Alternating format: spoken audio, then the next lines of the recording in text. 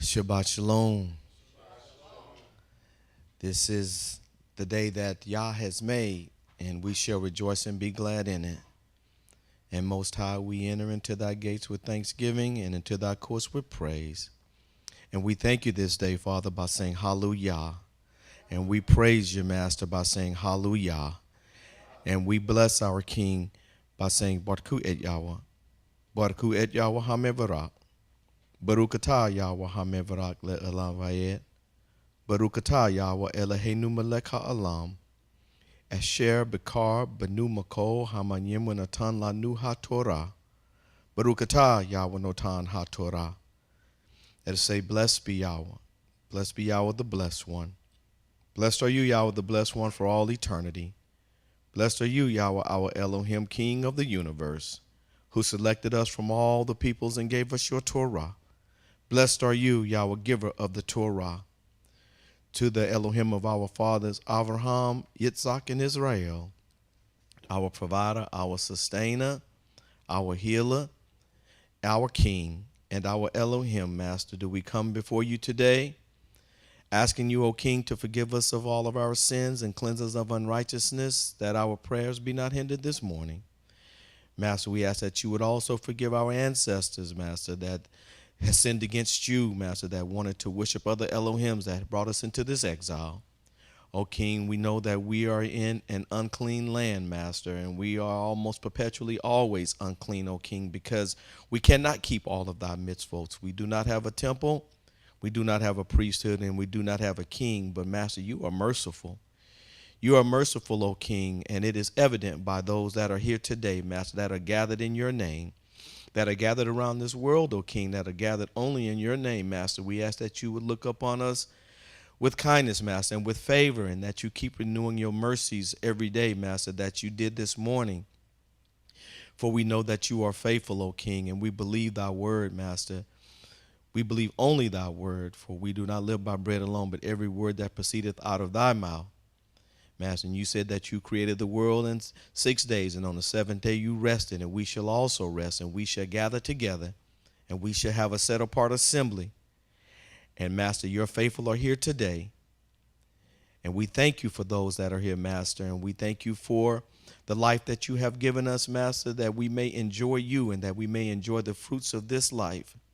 We thank you, Master, for our health and reasonable activity of our limbs, Master, and the strength that you have given us in our bodies. We thank you, Master, for the food that you have provided to sustain us, the raiment that you have placed upon our bodies to cover our nakedness, and the shelter that you have given us, O King, to shield us from the elements of this world. Master, we thank you for keeping our children, for they have traversed throughout this evil land all week long, but you have brought them home to us safely every night. And not only them, but you have kept us safe, O King. We thank you, Master, and we praise you. We lift you up, Master, and we only adhere to your word, O King, and no other word do we listen to, Master. And we are attempting our best, O King, to live by thy laws, rules, and regulations, Master. And as we try our best, Master, we ask that you would have mercy upon us when we fall short, and that you would not count it against us, Master, that you would still remember us in the day when you come back, O King, that you would raise us up, and that you would remember your covenant with our Father, and that you would remember your land, and you would have mercy upon us and take us back to your land. For you said that them that wait upon you shall not be ashamed, but we shall rise up like with healing in our wings, O King. And we thank you, Master. We thank you for your word that go forth. We thank you for the knowledge that you have given us to understand your word. We thank you for the understanding, Master, that you have given us, that we may continue in knowing you better and better. So because you said with all the knowledge you get, also get understanding. So we thank you this day, O King. We ask, Master, that you would touch those that may not be feeling well in their bodies, that cannot assemble with us here in person today. We thank you that you are continuing to heal Sister Gail, and we ask that you would also continue healing Sister Cheryl and all of those, Master, that may not be doing well in their bodies, that was not able to assemble with us, even though sometimes the distance may be too far, Master. But those that are with us online today, we ask that you would also account them as part of this assembly, that they are assembling with us on this day that you have commanded us to do. Oh, King, we ask that also that you would have mercy and bless this city. For you said that even when you're in exile, that you shall pray for the city, because our welfare is caught up in its welfare. Master, and last but not least, we ask that you would bless the leadership of this house, that you would bless and keep strong, and that you will continue to feed in their dedication and their strength, Master, and encouragement. And we ask this until you bring us here again. This is our prayer.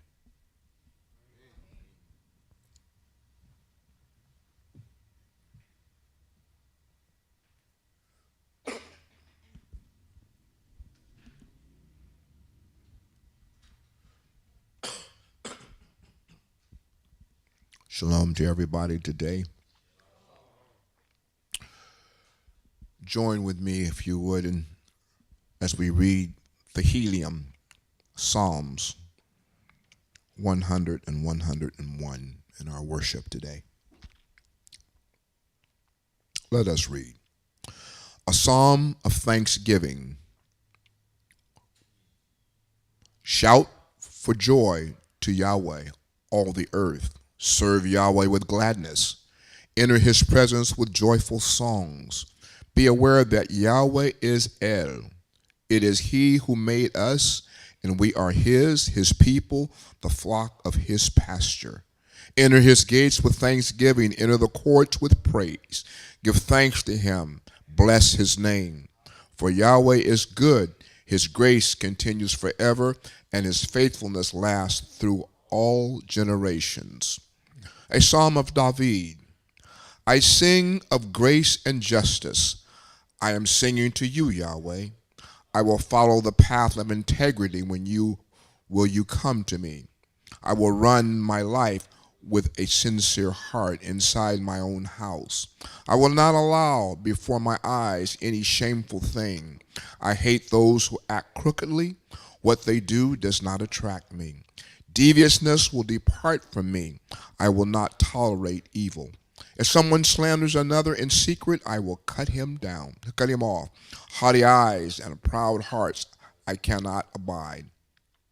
I look to the faithful of the land so that they can be my companions. Those who live lives of integrity can be servants of mine. No deceitful person can live in my house. No liar can be my advisor. Every morning I will destroy all the wicked of the land, cutting off the evildoers from the city of Yahweh. Amen. You may be seated.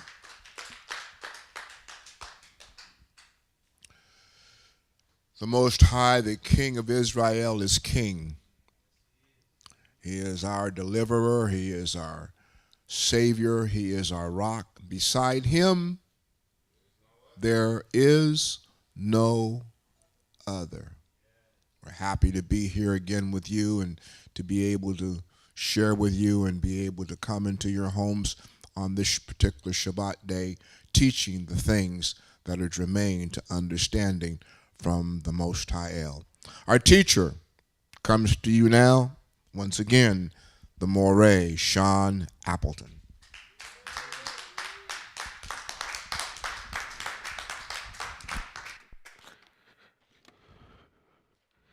My.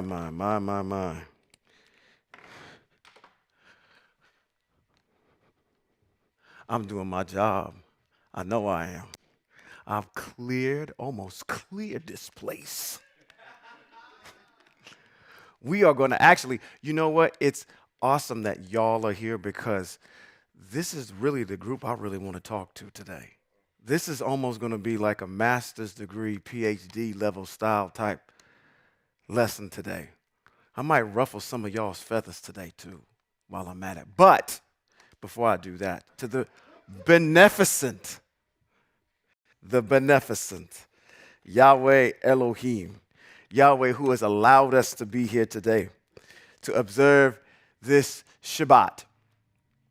I say thank you because he is truly the author and finisher of, we got to pull that over, of our, it's not a faith, it's a lifestyle that we have. So to him I say thank you. For those of you that are in here, our dignitaries, I want to acknowledge you that are here, to Ambassador Moray Gerald Beacom. Shabbat Shalom to you, sir. To the Moray, Yeshai Beverly, Shabbat Shalom, sir. To Brother Charles, Shabbat Shalom to you, sir. To Ambassador Tate, Shabbat Shalom. To quit messing me up in the back. I'm easily distracted like a little squirrel. To the Honorable Robert B. Holman, Jr., Shabbat Shalom to you, sir. For those of you that are joining us by way of the stream, Shabbat Shalom to you. For those descendants that are here with us today and those that are not, that will hear these teachings, hopefully you will stand on the shoulders of giants and see farther than we did, that you would have more information that would bring you closer to the Most High Yahweh. Shabbat Shalom to all of you. Now, since I only got really one side of the studio audience today, we're back at it. One, Mo, again, just to tell you like it, T.I. is. We're going to get some soup today. Hopefully we're going to get some more soup today. So I'm not going to just tell you, everybody wants to go to the stratosphere and everybody want to go see Jacques Cousteau. Who knows who Jacques Cousteau is? There's a generation that arose who knew not Yahweh. You don't know who Jacques Cousteau is? The deep sea diver. Wow. Woo. I didn't think I would live to be able to do that. I'm so, I didn't think I would be that. Jacques Cousteau, he's one of the guys that's really, he's a catalyst for marine biology. He's done all of these deep sea dives, going subterranean. You ready to go subterranean? Yeah. Shabbat Shalom. All right, y'all know what to do. Next, get on your feet. Get on your feet. What is that song? Who sings that? Dun, make it happen. Get on your feet. We got to start singing that song. I'm not that good at it. In the book of Vayikra, I believe it is in chapter number 32, verse 19, it says that we are to stand in the midst of those who have gray hair and give honor to those that are our elders. So turn to the person that's close to you with gray hair. Look them in the eye and tell them, Shabbat Shalom. All right. Let's get right into this today. I had plans on going through Devarim chapter number 9 and 10 until, and everybody knows this, what happens, you know, the Most High hits you with something. Until Wednesday this week, the Most High said, we're going to take a little detour. So I'm going to go through chapter number 9, but I'm not going to probably touch chapter number 10 unless you guys want me to. Because in between 9 and 10, I'm actually going to do Shemot chapters 19 through 40. It's a concept that's there. Shemot chapters 19 through 40. And it's going to be reminiscent of what Moshe's actually doing right now in the chapter of Devarim that we've started. From the first chapter all the way actually through the 10th chapter and then a little bit beyond.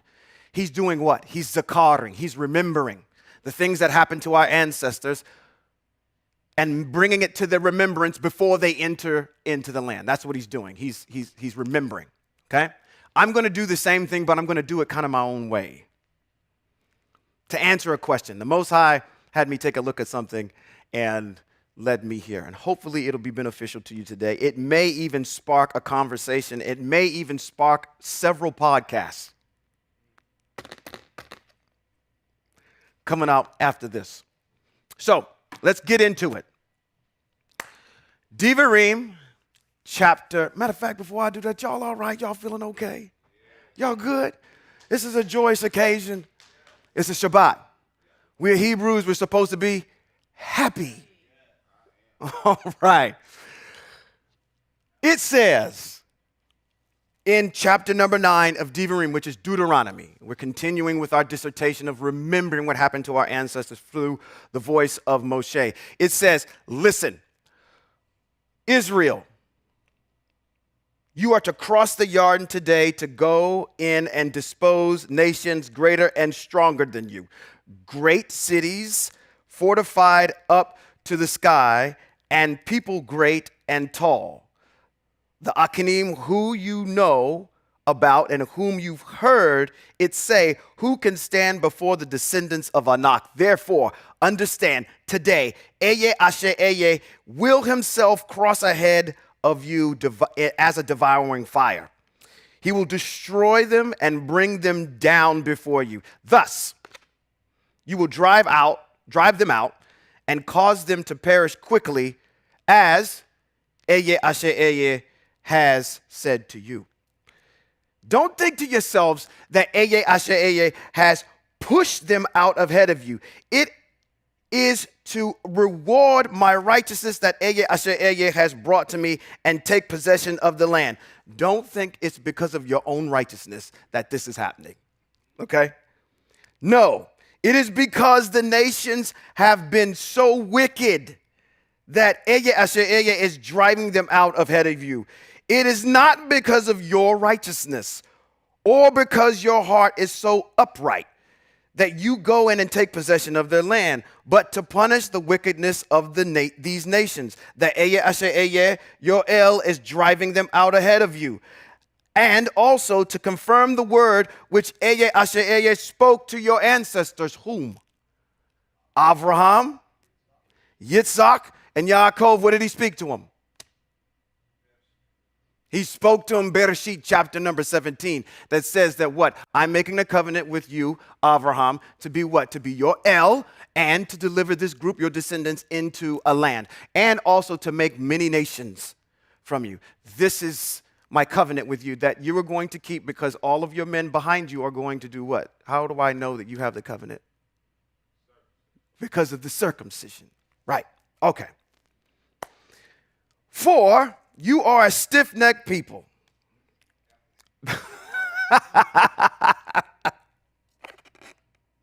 Why did I have the image of black folk in my mind when I said that? Okay. You are a stiff-necked people. Remember, don't forget how you made Eye Asher Eye, your El, angry in the desert. From the day that you left Mitzrayim till you arrived at this place, you have been rebelling against Eye Asher Eye. Also, in Horeb, you made Eye Asher Eye angry. Yahweh was angry enough with you to destroy you. I had gone up to the mountain to receive the stone tablets. Listen carefully. I had gone up on the mountain to receive the stone tablets, the tablets upon which was written the covenant Eye Asher Eye had made with you.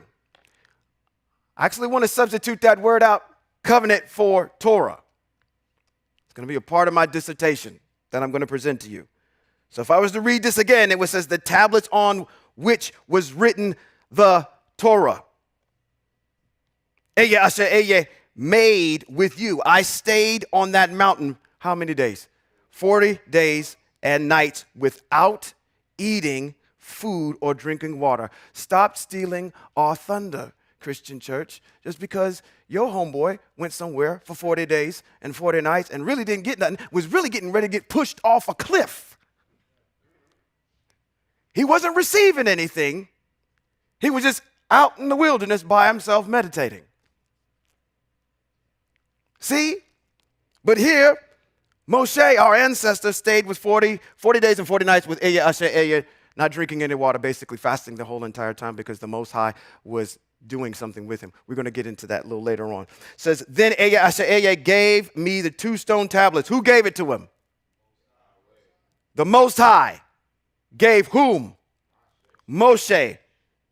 2 stone tablets inscribed by the finger of El. So the Most High wrote on those tablets. And on them was written every word YHWH had said to you from the fire on the mountain the day of the assembly. It says, yes, after 40 days and nights, YHWH gave me 2 stone tablets, the tablets of the covenant. Put a pin in 10. Put a pin in 10. Where it says, it was written, every word YHWH had said to you from the fire on the mountain on the day of the assembly.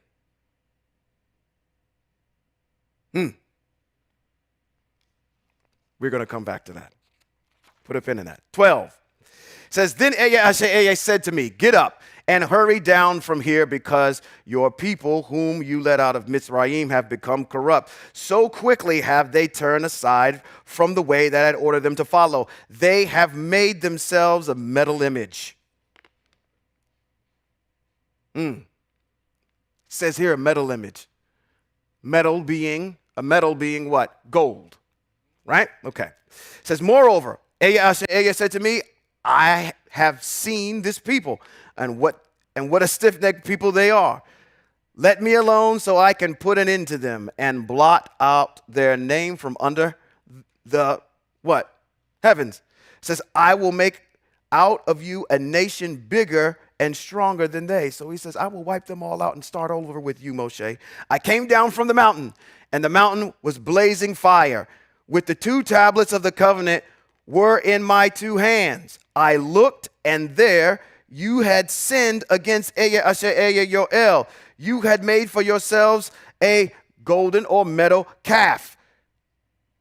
You had turned aside quickly from the way that YHWH had ordered you. 17, I seized the 2 tablets and threw them out of my 2 hands and broke them before your eyes. Then I fell down before YHWH as I had the first time for 40 days and nights. During that time, I never ate food nor drank water, all because the sin you committed by doing what was evil in the sight of YHWH and thus provoking him. I was terrified that because of how angry YHWH was to you, of how heatedly displeased he was, and that he would destroy you. But YHWH listened to me that time too. In addition, YHWH was very angry with whom? My brother Aharon, and would have destroyed him. But I prayed for Aharon also at that same time. It took your sin, the calf that you made, the calf you had made, and burned it up in the fire, beat it to pieces, and ground it up still smaller until it was a fine dust. Then I threw its dust into the stream coming down from the mountain. Again, at Tavarah, Massah, and Kivrot Hatava, you made YHWH angry. And when YHWH sent you off from Kadesh Barnea by saying, go up and take possession of the land I have given you, you rebelled against the order of YHWH and neither trusted him nor heeded what he said. You have been rebelling against YHWH. Oh, now, wait a minute. We talked about that last week, didn't we? What are you wrestling with me this whole entire time? You have been rebelling against YHWH from the day I first knew you. Now, let me just go back real quick. If you were ever wondering what happened at Tav Erah, we're going back to verse number 22, or Massah, or Kivarot Hatava. In Taverah was the issue of Israel what does it say here? Was complaining to the Most High that, wait a minute, excuse me. This was the place that Israel some of them got consumed by fire because they had been complaining the whole entire time. And then at Massah was the issue when they said they didn't have any water. And the Most High, they were complaining to Moshe about that. Then in Kivarot Katava, this was the place where they said, we don't have anything to eat. And because of that, the Most High said, I will teach you a lesson. And he sent all of these quail in there to the point where they were vomiting it out. Okay? So they've been making the Most High mad, and Moshe is bringing these particular places up. You learn about these in the book of Bad Midbar. We're not going to go there yet. And actually, I'm getting excited. I need to slow down. That all happens in the book of Bad Midbar, the book of Numbers. Okay? It's recounting the history of what happened in the wilderness. That's why it's called that. Verse number 25, it says, so I fell down before YHWH for those 40 days and nights, and I lay there because YHWH had said he would destroy you. I prayed to YHWH. And this is what I said. I said, YHWH, the Elohim of Elohims, El Shaddai, don't destroy this people, your inheritance. You redeemed them through your greatness. You brought them out of Mitzrayim with a strong hand. Just remember your servants Abraham, Yitzhak, and Yaakov. Don't focus on the stubbornness of this stiff-necked group of ragtag bandits over here. This people in their wickedness or their sin. Otherwise, the land you brought us out of will say it is because YHWH wasn't able to bring them into the land he promised them, and because he hated them, and that he has brought them out to kill them in the desert. But in fact, they are your people, your inheritance, whom you brought out by your great power and your outstretched arm. That's all of 9. As my mind does, I'm thinking about certain things that I might be able to draw out of this. And this is so blatant and bold-faced. Now, there are some idiosyncrasies that are happening here in Moshe's dissertation that are a little different in the book of Shemot as he's summarizing all of this, okay? One of the things that came to mind was this issue of 40 kept coming up. Not E40, but 40. Kept coming up. All right? 40 days and 40 nights. How long do you think it could take you? You're not writing this, right? You're not writing what's on these tablets. You're just up there. So what is Moshe doing up there for 40 days and 40 nights? What is he doing? Does this 40 have some significance to it? Why so long? I could probably read all of Torah. I could probably read the mitzvot, the statutes, in what? Let's say a day, if you were taking your time. So the Most High has to be doing something with Moshe up there. Okay? He's just not up there. And listen, the Most High sequestered you somewhere. Hey, you're up there and you're in it the whole entire time. You're in a trance. You're in there. You're not going to be like, hey, I need to take a smoke break. You're getting downloaded. So this is information that the Most High is giving Moshe while he's up there. And I wanted to actually delve into that a little bit. And the Most High took me to someplace else. Now stay with me, okay? He took me someplace else. And I want to discuss it right now. So you're going to need your text in front of you when you do this, okay? Because we're going to do it together. The Most High asked me, or asked me, or while I was going through this, and he says he was up there for 40 days and for 40 nights, and he says, I'm going to give you my Torah.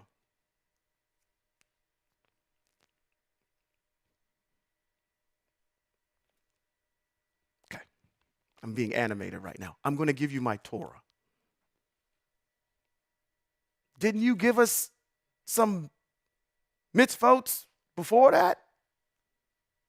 What are you calling me up to the mountain to give me that you didn't give me already? And is that group of what you gave me already before you called up to the mountain Torah? Let me take you somewhere. Let's start with the simple question. What is Torah? Let's even go back even further. You have friends, right? You got a nail tech. You got a buddy that's at work. You got somebody that you're going to see that's buying a house. You got somebody that comes into your business. And they say, I heard about you don't do stuff on Saturday because you observe the Shabbat. Okay. That's cool. So you what? Hebrew? That's what you tell them? What do you tell them? Come on, talk to me. What do you tell them? You tell them that you're Hebrew. Okay. Right. And they say, oh, okay. They might not use this word tenet, but what do you guys believe? What is that? Laws and mitzvot, right? Okay. They don't say anything else after that, right? Okay. So you follow, what is this thing that I heard about? It's called Torah. What is that?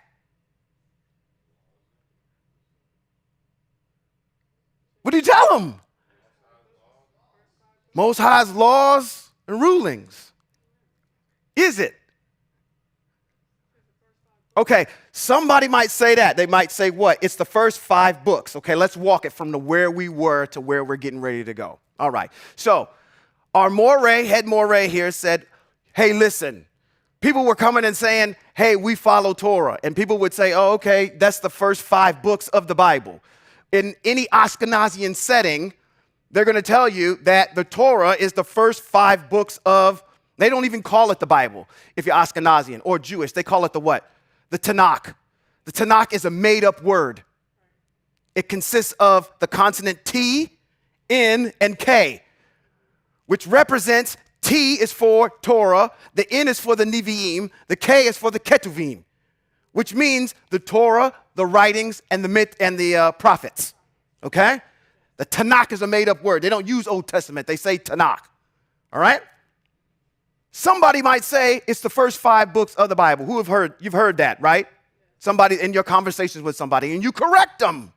And what do you tell them? Come on. Oh, come on.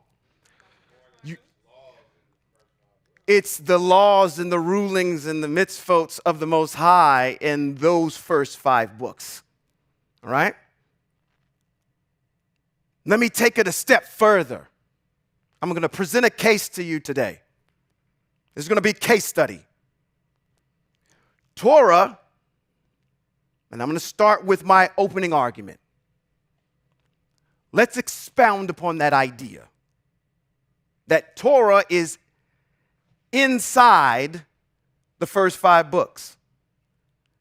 I'm going to tell you in my opening argument that we have the commandments or the mitzvot of the Most High, and Torah is a subcategory of it.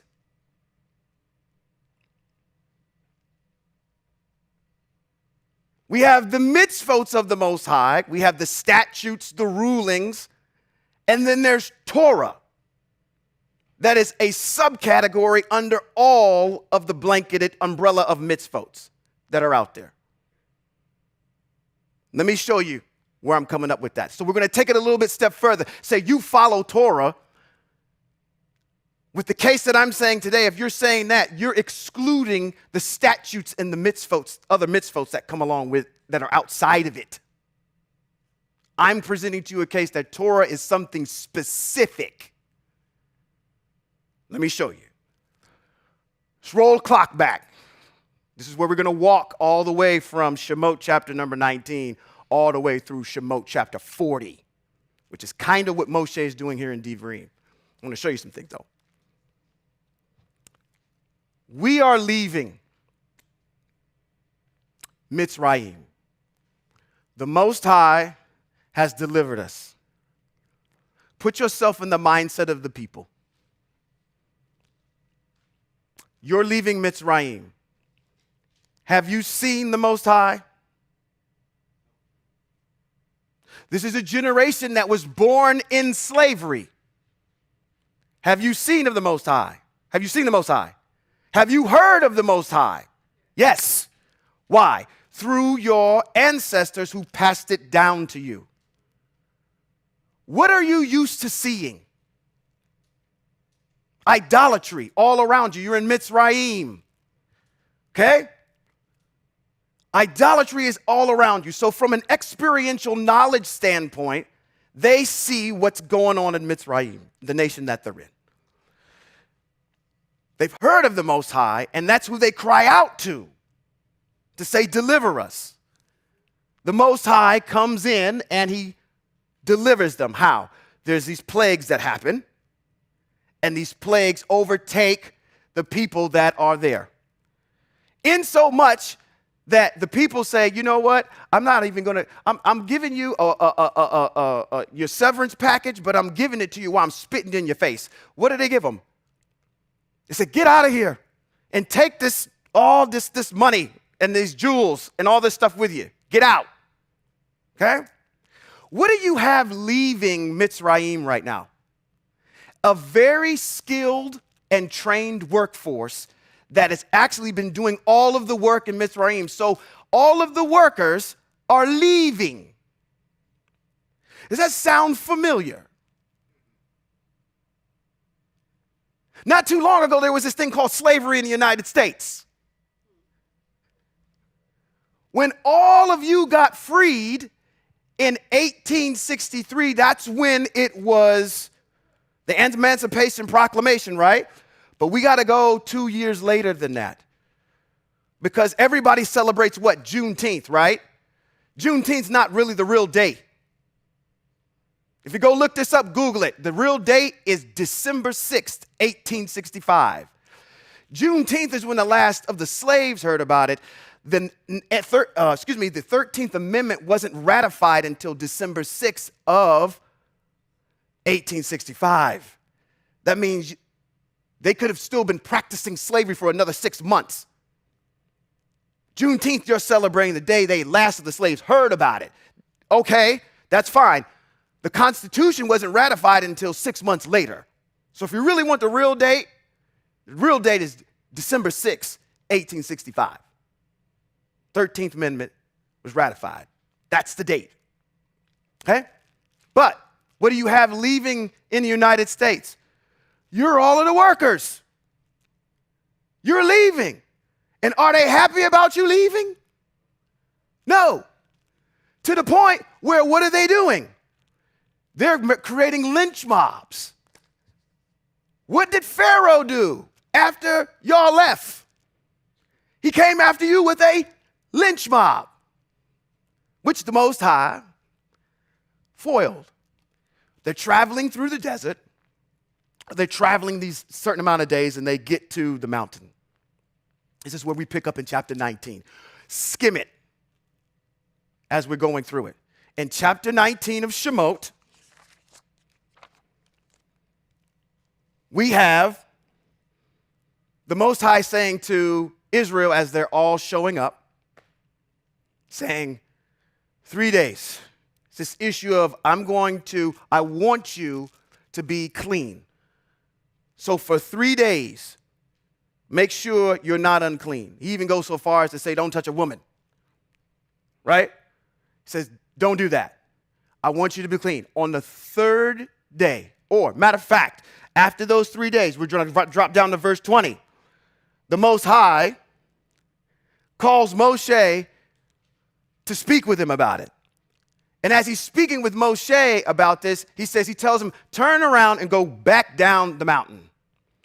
Because I want to make sure this ragtag group of people that's here doesn't come up. Moshe reassures him and he says, listen, we set boundaries around the mountain so nobody would come up. He said, go down there anyway. Tell the Kohanim too. Nobody is to come up here and approach. All right? Chapter number 20 of Shemot. I'm doing 200,000 feet today as I'm breezing through this. In Shemot number 20, the Most High speaks to the entire assembly of Israel, right? It says the voice of the Most High was so magnanimous that they said to Moshe, you go talk to him. You got the relationship with him, you go talk to him. I'm going to take a side quest real quick because it just came to my mind. If Moshe was alive, matter of fact, if a person that was like Moshe was here right now for you Hebrews in the United States, who do you think it would be? Who do you think would be the best candidate for it?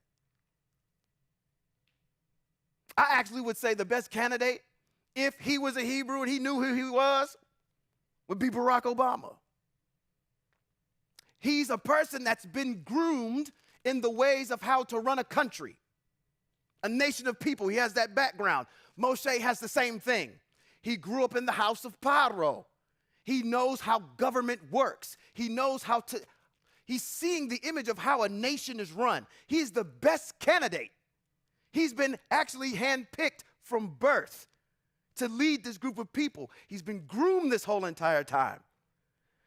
Let's put you in the house of the greatest empire in the entire world, and I'm going to show you the inner workings of how that gets ran. And we find out that he's down for his people because if you crossed Moshe, he'd kill you. Right? We have that testimony. The Egyptians came after those two Hebrews. He killed them, stuck them got rid of their bodies. They confronted him about it.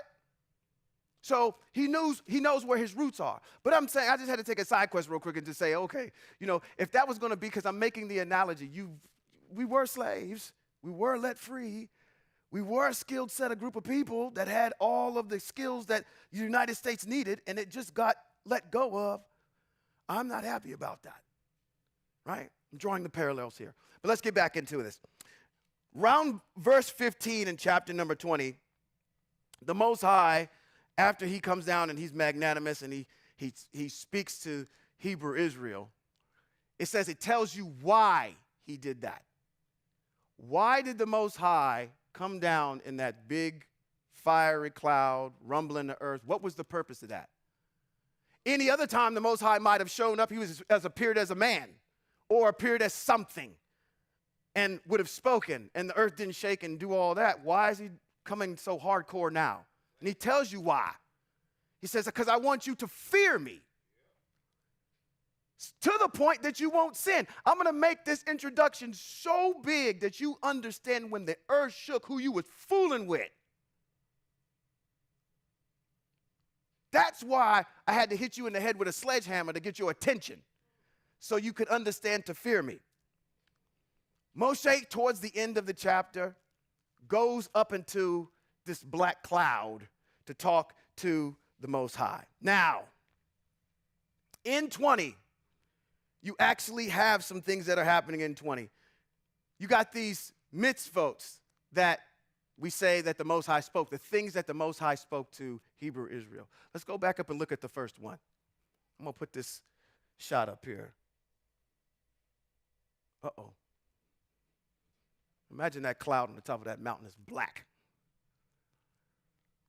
What does he say to him earlier there? Let's go up a little bit. What is the first one in 20? And he speaks to him. So in chapter number 20 of Shemot, and the Most High speaks, go back the other direction. There you go, up. Because he does something. And there's a reason why I said, oh, okay, let me get it for you. 20. Got it right, Jill. Let's go to 20 and 1, right at the top. Now, I said something on purpose. It's almost like it is right now with our people. There's a generation of individuals that did not know the Most High. There's a generation of individuals that actually, were born in slavery. They know of the Most High. They know the covenant, but they've never met the Most High. So this is the very first time they're meeting him. And what does the Most High say?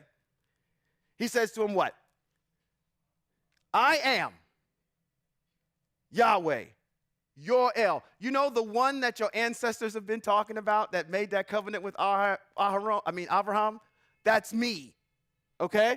I'm your El, the one who did what? You saw all that stuff that happened in Mitzrayim, all those plagues, and how they got decimated? Couldn't have been by that. It's coincidence? That was me. I did that. Hi, it's nice to meet you. Oh, you don't want to shake my hand? I'm talking too loud? High. I'm that guy. Right? What else does he say? Out of the land of Mizraim, out of the abode of slavery. Then he says, you are to have no other else before me. And then he goes on and on and on and on about idols. He's introducing himself to a people who hasn't met him yet. Right? That's what we're seeing here. So let's jump back over here. Shemot 21. And this is where I'm getting into my argument about Torah being something very specific. Because in 21, what does he say? He says, these are the rulings you are to present to them. Right? Right? That's what's happening here.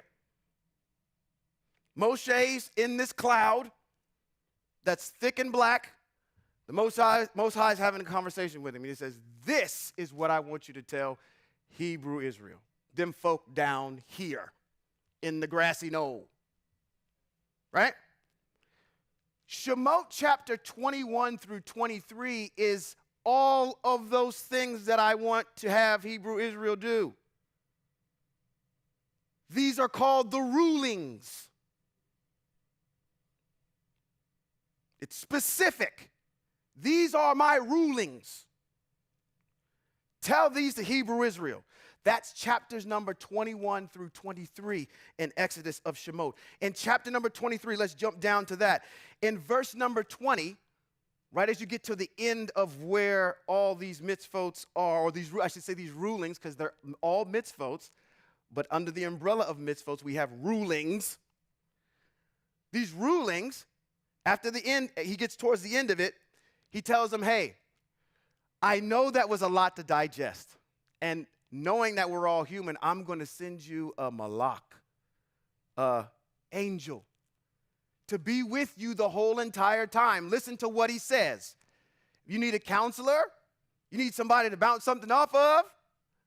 I'm going to give you somebody, that person, or not a person, that power in the form of a human being or whatever it was manifested as being. I don't know if it was a human being. I don't know what form it was. It just says a malach. Okay? So I have to assume that it probably appeared as a person. Okay? Speculation. I don't have anything to back that up with, but probably is going to spark some good conversation and probably seeing what that form could have been. But I've got counsel with you while you're in the desert, right? Shemot number 24. This is where we're going to get into it. Remember, in 21, he said what? At verse number 1, he said the Most High was giving them his rulings. 21 through 23 are the rulings. 24, Moshe is told, when you come back up here, we're still in the cloud. I've told you all of my rulings. When you get ready to go back down, I want you to bring up Aharon, his 2 sons, and the 70 elders with you when you come back up. Right? We're in 23. Oh, excuse me, we're at the beginning of 24. Moshe, now that he has the instructions, the rulings, and now who he needs to bring back up when he comes back up to speak to the Most High, he goes down and tells Hebrew Israel all of the rulings of the Most High. And what does Hebrew Israel say? All that you said, we will do. We agree to the terms of this, your rulings, accepting you as RL. This is what we got to do, all right? There's something noteworthy in verse number 12. And this is my argument. What does he say in 12? 12 and 24. 24 and 12, excuse me. 24 and 12. It says, Eye Asher Eye said to Moshe. Moshe just got done telling them all of this stuff. And they said, yep, Moshe, we're going to do everything that the Most High said. 12 picks up. It says what? Yahweh said to Moshe, come up to me on the mountain. Now he knows who he needs to bring back up when he goes back up. And he said, and stay there. I will give you stone tablets with the Torah. And the mitzvot I have written on them.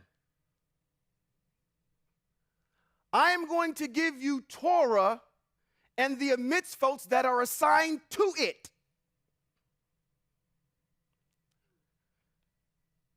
You now have to look at the next section of chapters.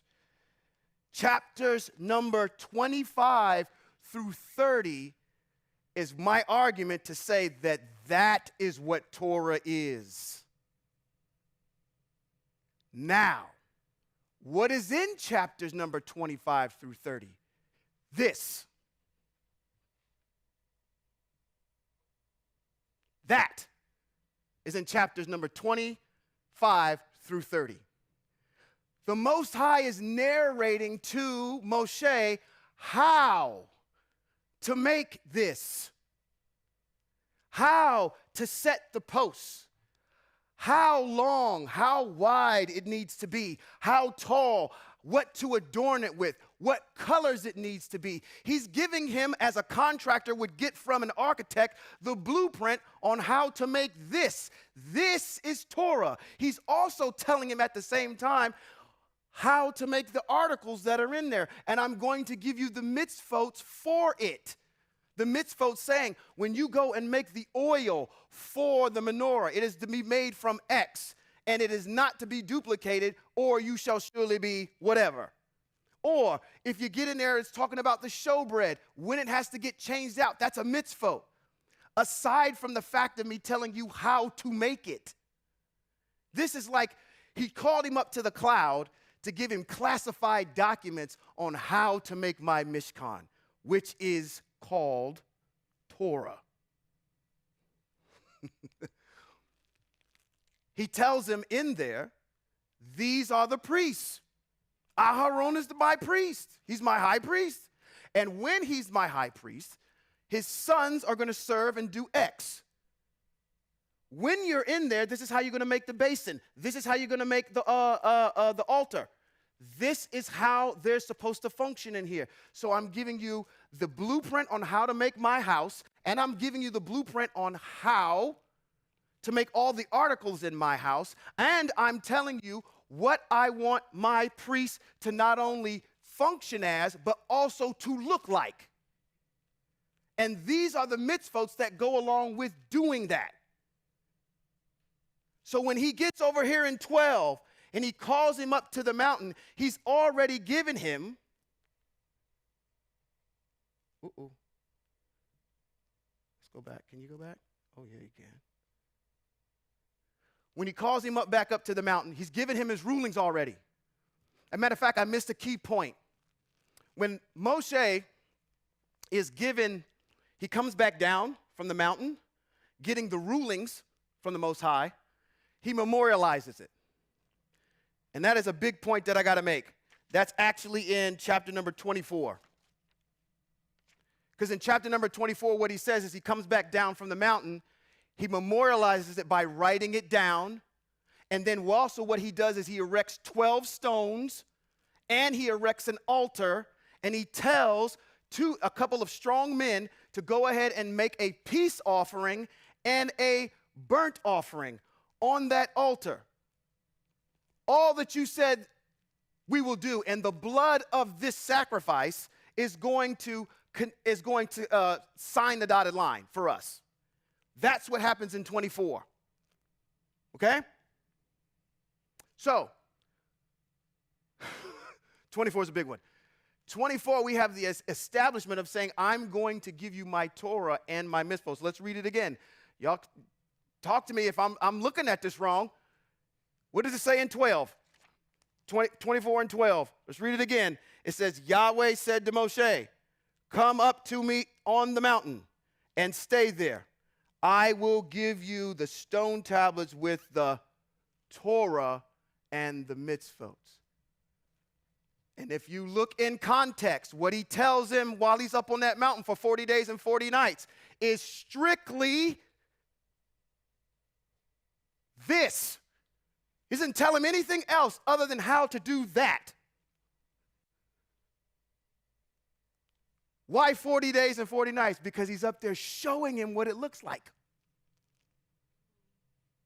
Moshe is the only person that knows what this thing is supposed to look like. Like I said before, I could read this thing in a day. I'm not narrating anything. The Most High has the power to actually manifest all those in an instant. Why does it take 40 days? Because I'm showing you this is how this thing gets put together.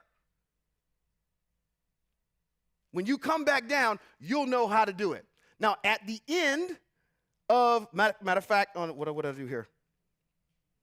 Chapter number 31 of Shemot, as we're wrapping up this session on the mountain, as the Most High is giving him Torah, he says, hey, listen, I told you to make the planks X amount of feet wide by X amount of feet deep by X amount of feet tall. There's going to be 2 individuals that we're going to assign to adorn those. You've seen a Venetian castle. You've seen architecture where on the outside they may have some flowers or something built into the architecture, right? You've seen that, okay? You've seen a pillar, a Roman pillar, and it's got all this plumage on it. I've shown you, Moshe, how to do this, but I never said how to adorn it. I'm going to assign 2 people in Shemot chapter number 31 to adorn these. They know how to do it because they know fine artistry. Their name is Bezalel and Oholiab. Those 2 individuals get assigned to saying, okay, when it's time to build this, you guys are going to be the ones that make it. Y'all going to pimp it out, right? That's what they're assigned to do. So Moshe knows what is being built. We have the blueprint for it. And now he comes back down. He's getting ready to leave, and what happens next? He's leaving the mountain. Matter of fact, he's not leaving the mountain on his own. The Most High tells him to leave the mountain because what? That group is now acting up. They have somehow decided. Now notice when these elders went up on that hill and they had to come back up and they waited, they went back down at some point because Aharon had to get back down there to make this thing, this cross. Uh-oh. Aharon had to make a golden calf, right? So he's coming back down the mountain. He hears all of this commotion that's going on in the camp. They got Kevin Gates playing, Shaq DJing.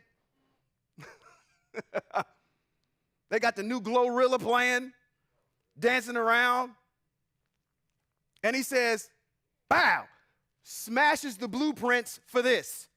We are not going to have any idolatry mixed into my house. Cracks them. Boom, we're done.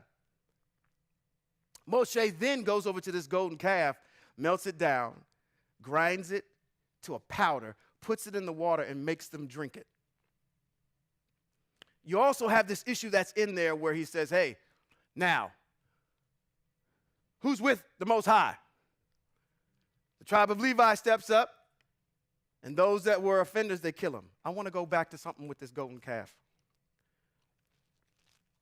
You are slaves that all you've known is the ways of the nation that you were in.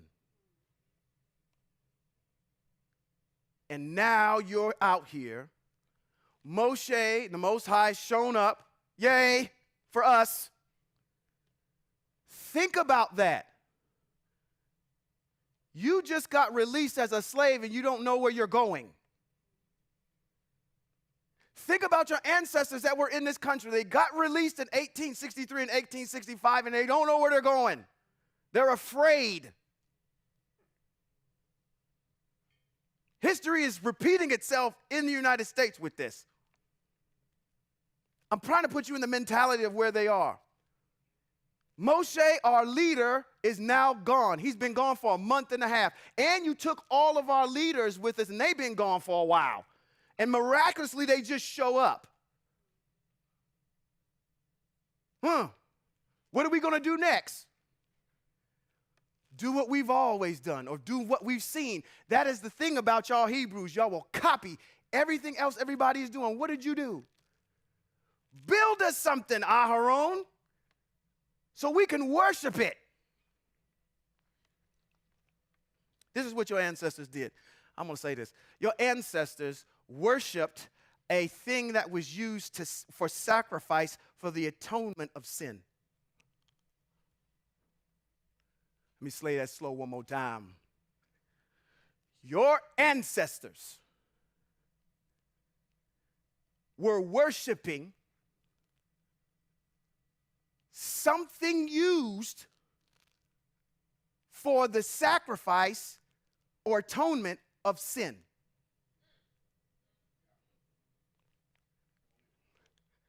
Only it was gold. Y'all already got it. Your ancestors were, a bull, a calf, was used for atonement of sin. Go to YHWH chapter number 4, verse 1. Let's go there so you can read it for yourself. YHWH chapter number 4, verse 1.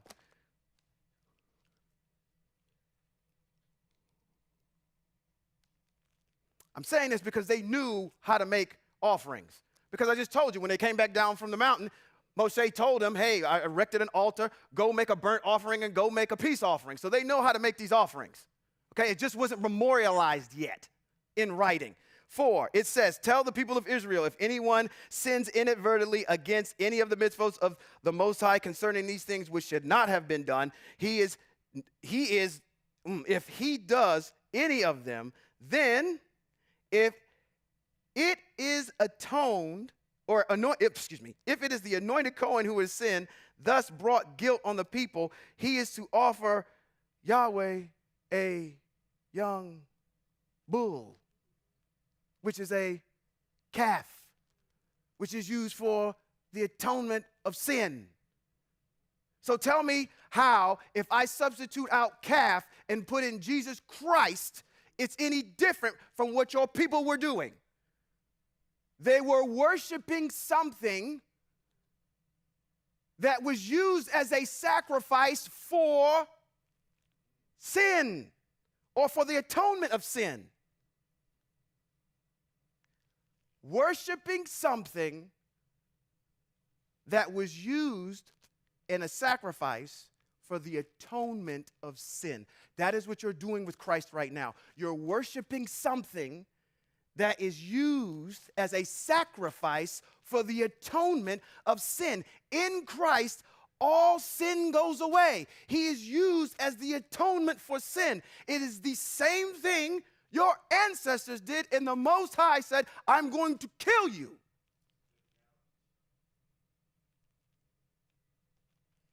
If you don't know your history, you are going to repeat it. And keep repeating it. And keep repeating it. Till we get it right.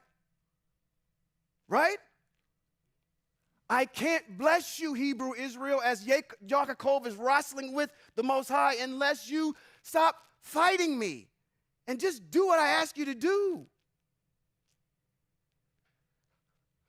They make this golden calf. Right? Okay. They make the golden calf. Let's get back into it. Which I kind of gave you my thunder already when I told you that the Most High gave him rulings and then he gives him Torah, right? So that happens. We're going to walk it. We're in chapter number 31. We got to get all the way to 40 here in a second. Chapter number 32 of Shemot. We talk about this issue of the golden calf, which I just talked about. Yahweh makes this declaration that says he's going to kill the children of Israel, and he does. He just takes 40 years to do it because that generation will never see the light of day. They'll never see the land. They die in the desert. So a new generation who knew not the ways of Mitzrayim could go and enter the land. So he does exterminate them. It just takes him 40 years to do it. Okay?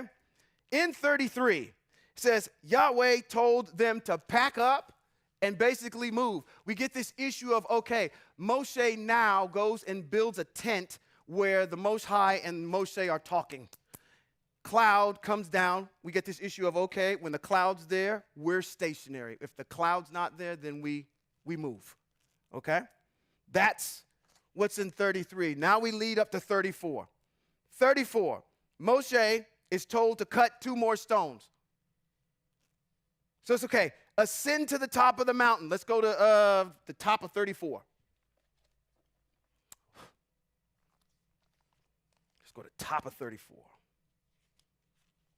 Shemot 34.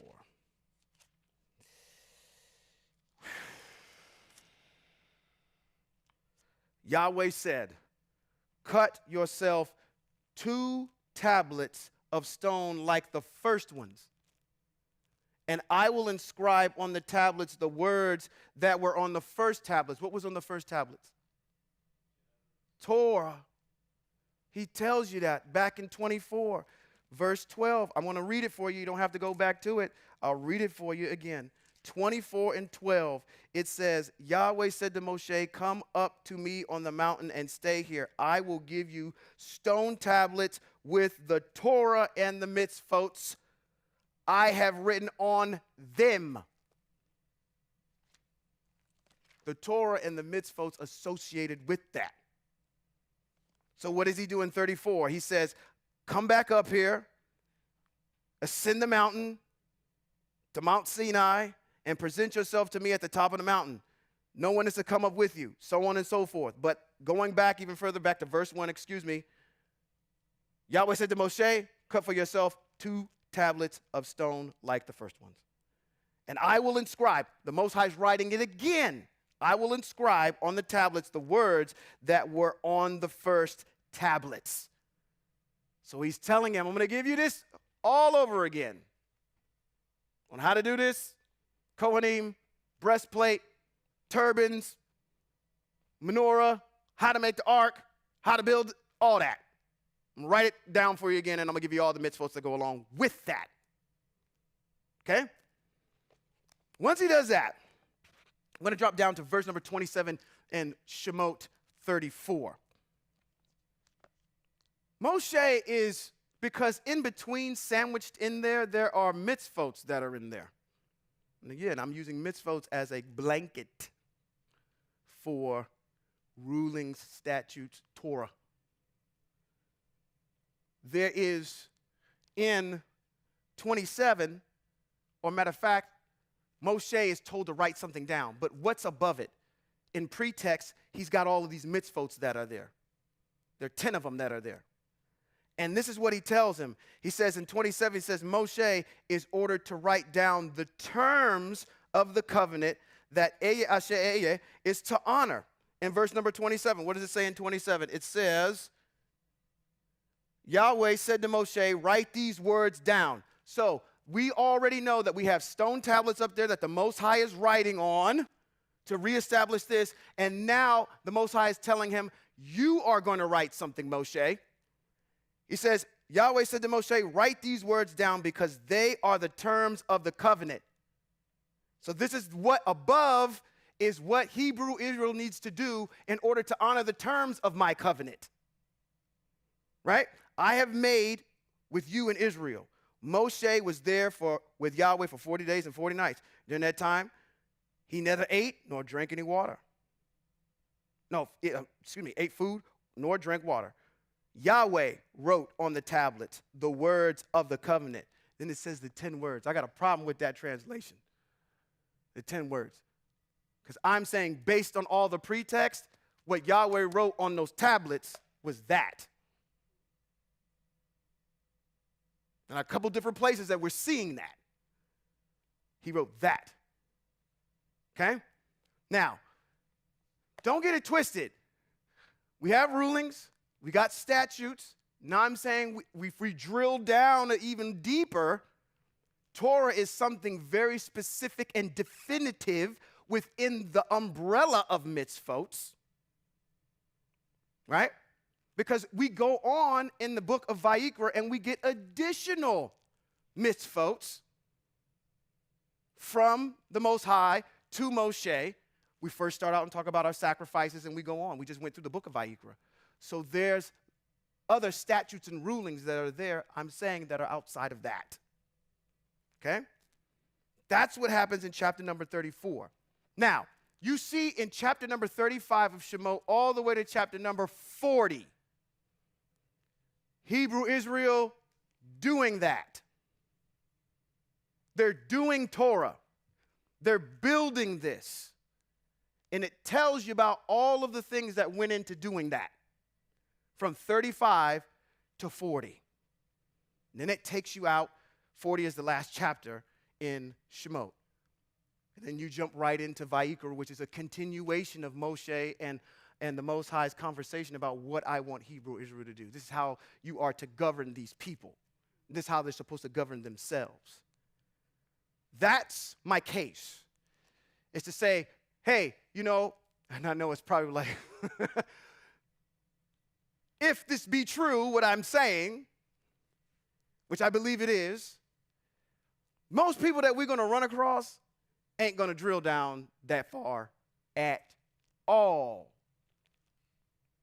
They'll probably stop at Torah is the first 5 books of the Bible. And then when you tell them Torah is inside those first 5 books, they're going to be even more confused. Like, what is that? Oh, okay, well, I can show you exactly. If you want to go down any further, I can tell you where Torah even is in this particular set of chapters. Come on, Morey. You have established a correct premise. That correct premise is validated in Devarim chapter 4 and verse 1. It says, "Now Israel, listen to the laws and rulings I am teaching you in order to follow them so that you will live." We have assumed that everything else that we have been doing have been associated with Torah, which it is. It's connected. Yes. You cannot disconnect. Right. You cannot disconnect the rulings and the teachings from the Mishkan. Correct. They're synonymously connected. But to clarify your premise, from the text, I can see how the Mishkan itself can be described as Torah. But now then, we're going to have to clarify and define, like you would do an outline, the difference between the two, the Mishkan and the rulings and the laws and the teachings. Right. Because they're sectioned off. Yeah, they're sectioned off. Where we can pinpoint them. But where I was going was in my analysis of this drill down, the subterranean look at what we're doing, and the average person that we're talking to, or even the average Hebrew that we might be talking to, that's off the way. That is a deeper conversation to have between the two of y'all. What do you believe? I believe in the mitzvot of the Most High. That covers them all. That covers however you want to categorize them. We observe as Hebrews, Hebrew Israel in exile, the mitzvot of the Most High. And the mitzvot, as our head Morey said, are connected to Torah. If you want to get down into that kind of philosophical type of dissertation with somebody, which you will probably never have. But in general, if I'm going to be even more refined, tuning the machine even finer, now I have a set of mitzvot that I can go to and pinpoint and say, this is where the Most High tells Moshe, this is what it actually is. And these are the mitzvot that actually go with it. If you want to call, like I'm saying, now when I'm hearing somebody, now I can't unspill the milk. Now I can't unhear what I just heard. So now when I hear somebody say, I follow Torah, I'm thinking to myself, I wonder if you really know, which might be a good conversation to have. to say, do you really know what Torah actually is? What is it? And you can spark those conversations. Not the first 5 books. It's in there. But let me show you a little bit deeper where it is, where you can say with definity or some specificity, this is it. Okay? Well, all of the rulings and all the laws are connected to the Mishkan, because you can go into the courtyard, but you can't go into the Mishkan. You can't Correct. go into the Holy of Holies without the observance of abiding by and obeying the laws and the rulings. Moshe could not go inside the Mishkan without observing the laws and rulings that the Most High had given him, as he would have killed him. Yeah, 100%. You can go into the courtyard where the offerings are made, but you can't go into the Holy of Holies. Right. So in essence, what you're saying is that if I take, which I don't like to do, if I take and spiritualize the text, if my body is the house and the temple of the Most High, and he dwells within that holy place, then the house, the temple itself, the Mishkan, the body, has to abide by the laws and rules and rulings that he's given us. 100%. That's a beautiful way of looking at it. And Absolutely. he has described in Bereshit the creation of the house. Correct. Man. I Nobody's going to drill that deep. Those are some deep discussions. Deep discussions. And this is why we like to do this. We like to go subterranean, look at it and dig a little deeper and dig all this stuff out. So we have these arrows in our belt just to reaffirm who we are, right? So, if anything, if you don't leave with anything else, we know what Torah is. Matter of fact, let me say this. Do you want me to do chapter number 10? Or y'all good? I can do chapter number 10 next week. Yes, sir. To get it correct, so it's basically saying, like, for example, the commandment of keeping the Shabbat, right?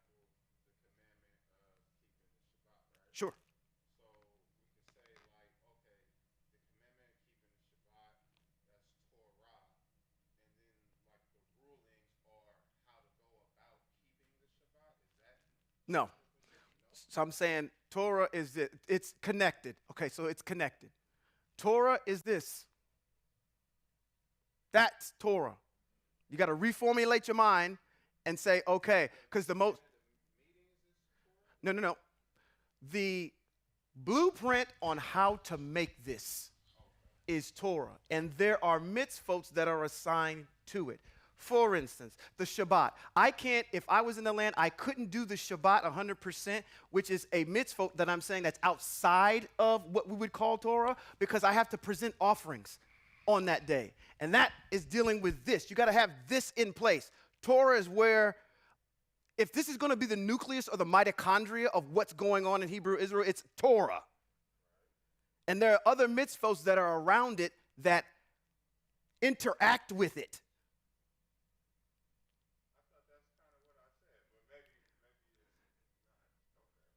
So I'm saying if somebody was to ask me what Torah was, I'd tell them, okay, let's go to chapter number 24. Let's start there in Shemot. The Most High tells you what Torah is. And if you look at the category of what he's talking about, look at the 100,000 feet and say, out of all these chapters that are here, what is he talking about? He's talking about that. He's talking about how to make this. He's talking about what the priests are supposed to wear. He's talking about everything that happens and interacts with this. That's Torah. And the mitzvot for them. Anything, because he gives them, prior to those chapters, he gives them a whole bunch of statutes and rulings on what they're supposed to obey. And then that's what they agree to. Then Moshe goes up to the mountain, and in the cloud, he tells them that. He actually shows them how to make that. So, in specificity, all of this stuff, like Morey is saying, it interacts with this. Right. So I can't say what you were going to say again. Maybe I'm getting ahead of you. My wife get on my case all the time. Quit trying to think ahead of me. I was trying to say, so, like, for example, Most High tells us to keep Shabbat. Sure. And Shabbat has to do originally with, different functions that And we keep in the temple and stuff, right? Mhm. So that's Torah. And the rulings are the details of how to keep the Torah fully. Yeah. Okay. Okay. Yeah. Which is to say the rulings and the teachings are there to help us to interact with that. Exactly. Now, as it moves forward, that Mishkan in the wilderness becomes the temple that's built in Jerusalem, for which the rulings and the teachings have to interact with the temple, because the temple replaces that. Yeah. Yeah. But the temple then the temple becomes Torah. Right. When this goes away, when we go into exile and that goes away, we are now in the same place we are right now. Can I keep all these mitzvos? No, I can't, because most of them interact with Torah, and I don't have it. So we follow the mitzvos of the Most High, what we can do in exile. We practice a lot of them, but there's some that we actually have to do, right? In the land or not. Okay? Whew. If I didn't muddy up the waters today, I don't know. So next week when we come back, I'm going to go over chapter number 10 and get probably 10, 11, and 12. I'm going to try to see if I can get through those next week expeditiously. Thank you for not having a lack of mass. Oh, Moray, come on, please, hurry up.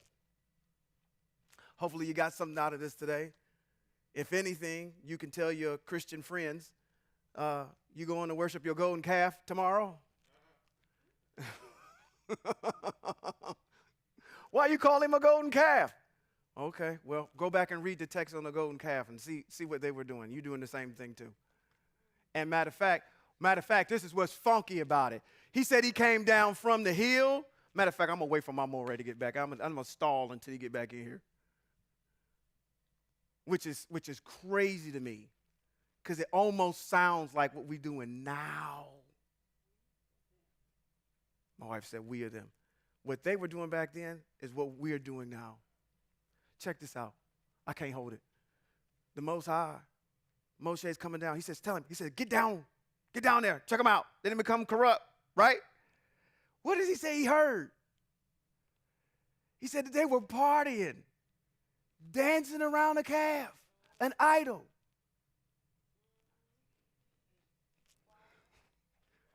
When you got the B3 cranked, partying, you can go in there on any Sunday morning, hear your favorite song being played, and if it ain't crunk up in there, y'all will be gone. Y'all doing the same thing, but it's just masked differently. And part of it being masked differently is because that's for the Jews. That's not us. When you make the connection that you are Hebraic, now you have to associate yourself with these people. And now that you start seeing the fact that even in recent times with slavery, it's mimicking the same things that our ancestors were doing back then.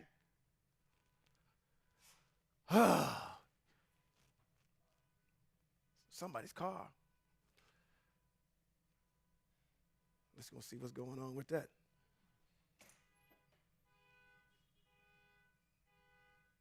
I think we all good. We may be good. Is that on the other side? Okay, all right. We thought we had a little bit of a problem, but we don't. Okay, we all good? Good, all right. I'm sorry. My Moray, I got to say this, my Moray gave me a mandate to stop throwing this Jesus Gonzalez under the truck every single week, and I cannot stop. So I apologize for being disobedient. He's like a speed bump in the middle of the road that I just cannot go around. I either try to drive up on the curb and jack up my suspension on my car or go over him. And I'm going to go over him every single time. If you give me give me opportunity to stand to your feet, let me bless you. Comes from Bad Midbar, chapter number 6, verse 24 through 26.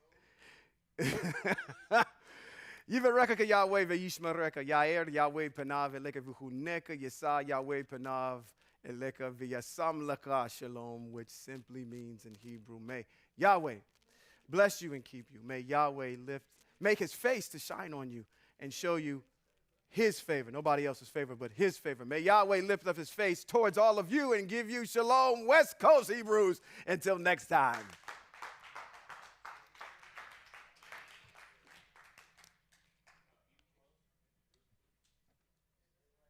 This is your man Trey, also known as Yashar. Hi, my name is Haley Underwood. Welcome to First Tabernacle Fellowship in Sacramento, California, where we teach the Most High's covenant and we walk in his ways as best as we can. You're watching Yahweh's Exiled Empire.